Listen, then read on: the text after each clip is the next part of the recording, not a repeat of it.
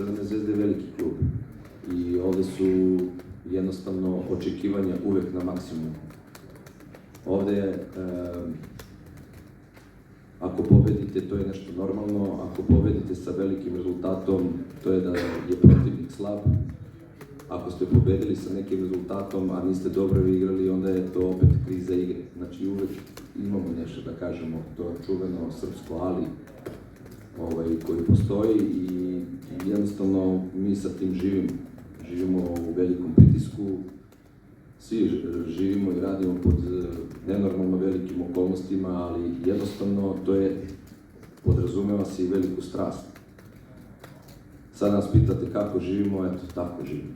To je nešto što bi ja vam objasnio i mi moramo da se trudimo da ne dolazimo u ovakve situacije, da ne bi dolazili do ovakvih problema koje